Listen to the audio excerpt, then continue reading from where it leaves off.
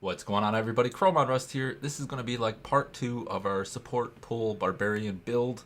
I got a few things wrong in the last video. It's going to happen, but I do want to go over those errors, correct them, as well as talk about a few additional things. So that's what we're going to be doing in this video. Just going to jump right in here. I got a little list written down that I'm going to be looking at and cheating off of, so that way I don't forget anything, ever, again. So in the last video, I said that you're going to be wanting like 4 slots with cooldown. I recommended you going with the weapon, both weapons actually, the gloves, and really, just wherever else you can get that additional cooldown. Now, if you're using Obsidian Ring of the Zodiac, which you should be for this build, you're going to have that 4th slot of cooldown there. But here's the thing, the more cooldown you have, the better. You're going to be able to get tanky, run support build with full XP gear above 70, and you're going to be safe as long as you're playing with a good team, of course. But the more cooldown that you have is going to allow you to get further away from the group. And also, during those situations, as I'm sure you know, if you've been playing Diablo 3 during Season 4 at all, in the higher grade rifts, you've probably experienced a ton of lag.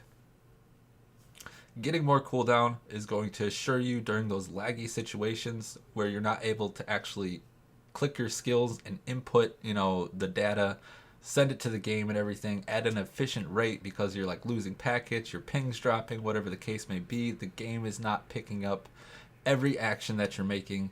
It's lagging out. Having more cooldown is going to make sure that you're able to keep Ignore Pain on your team and just keep them all around safer. So definitely would recommend pretty much getting cooldown in every slot possible, except for the helmet, of course. You always do want to be running that bonus experience in the helm.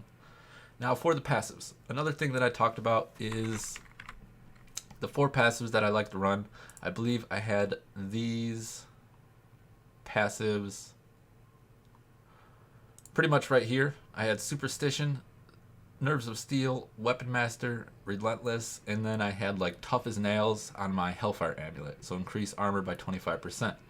But the thing is, Inspiring Presence, as you saw, I just kind of swapped over there. Inspiring Presence is just really amazing. The duration of your shouts is going to be doubled. That's not really going to matter. You're going to be casting your war cry all the time. But after using a shout, you and your allies within 100 yards are going to generate 2% of their maximum life per 60 seconds. So what this means is this is just more survivability for your team. This is ensuring them more safety, helping you get through the runs faster. You are, as I like to keep stressing, the support Barbarian. You are there to assist the team, make sure that your DPS gets out alive, and you're going to be doing your job pretty much properly as long as everybody lives. And, there's other things to the build, but survival is a big part of the pull Barbarian.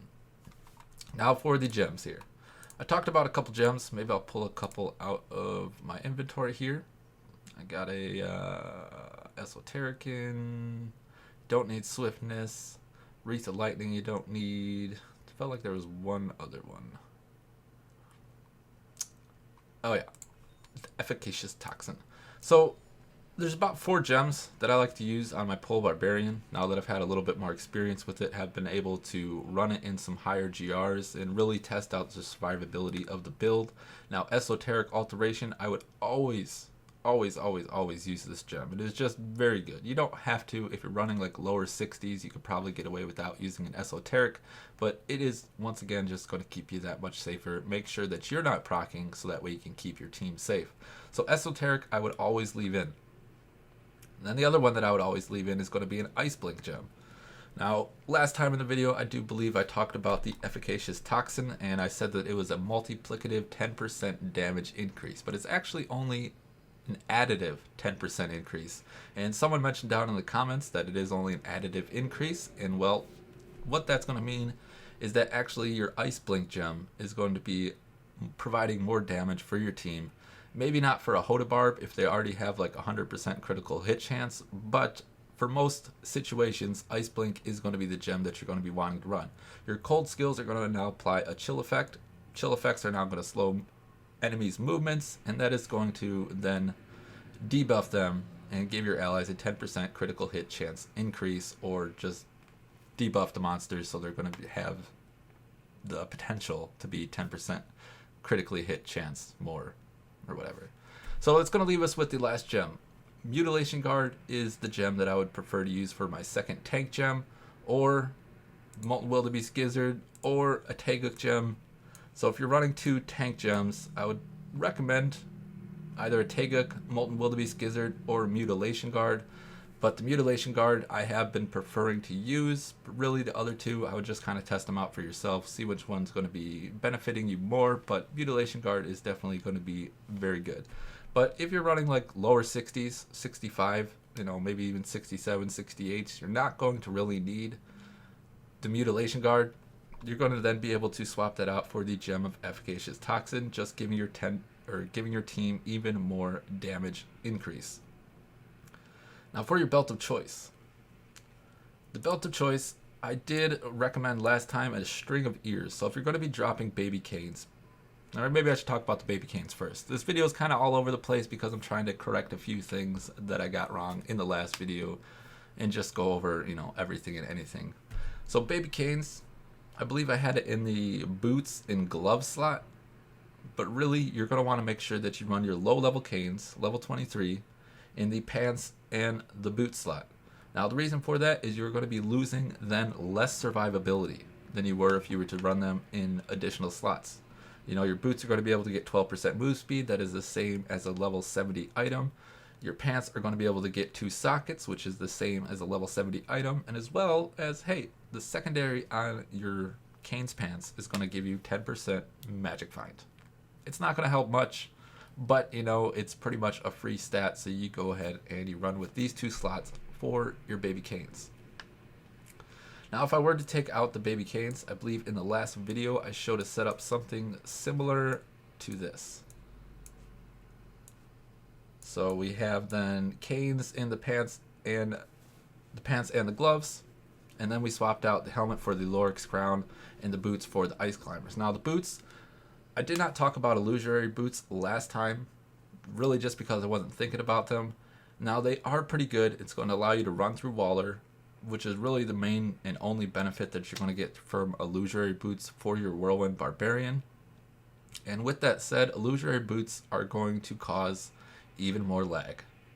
Avoiding lag is really what you want to be doing. I've noticed when I throw on the illusionary boots and I'm running through walls and things like that, it gets kind of choppy. The game is not very fluid at that point, and it's just going to then cause more lag for your team. So sticking with something like ice climbers is a pretty good option. I'm not saying you don't want to run illusionary boots. They're also a very good choice, but it's just something to keep in mind. Illusionary boots can cause a little bit more lag.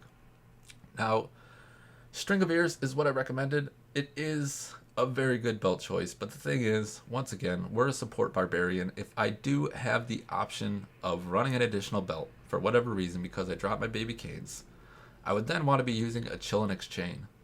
Using Warcry increases the move speed of you and your allies by 40%.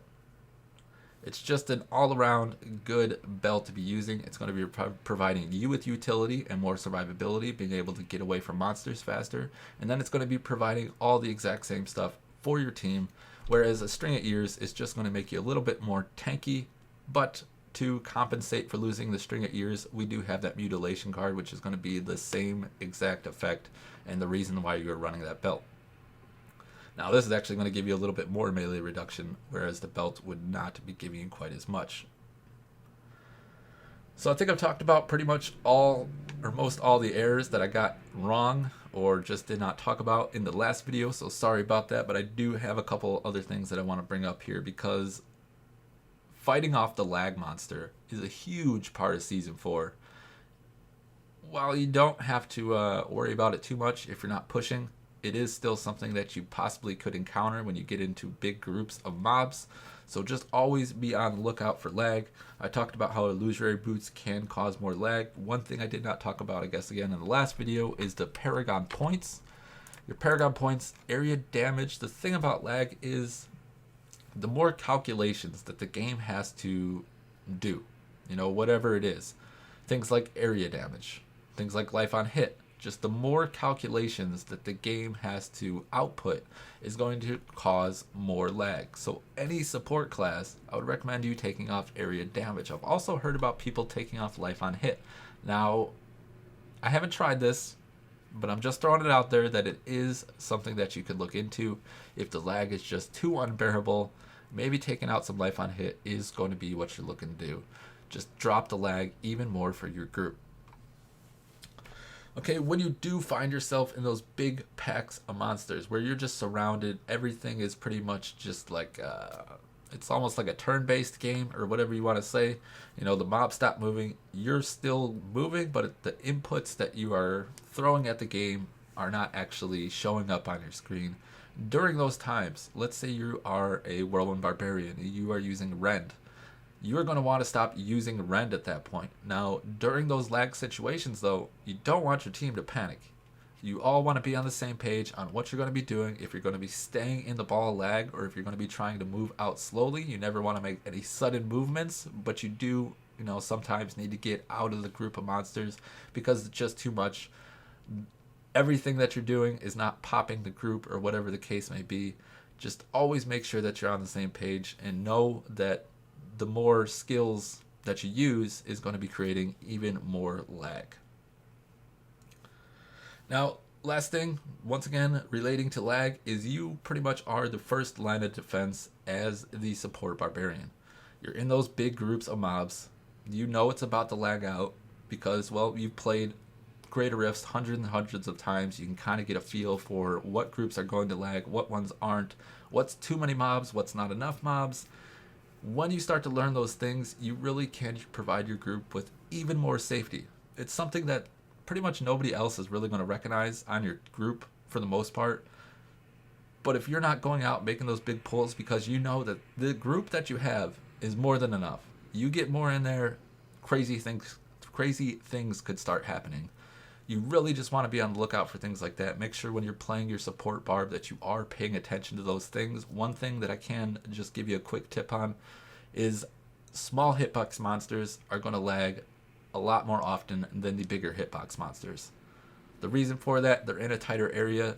All the area damage procs that are going off are now hitting more monsters. All the explosions that are going off are now hitting more monsters. Just anything and everything that's could be going across your entire screen.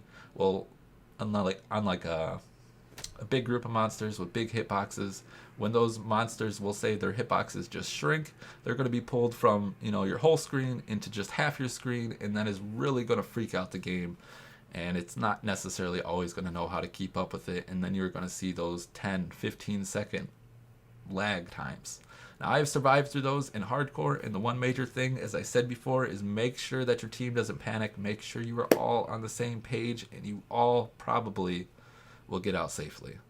So that's all I had for this video. I am ChromeOnRust for Core Expert Gaming. Thanks for stopping by the channel. Like, subscribe if you would. I'm out of here, and you all have a great day.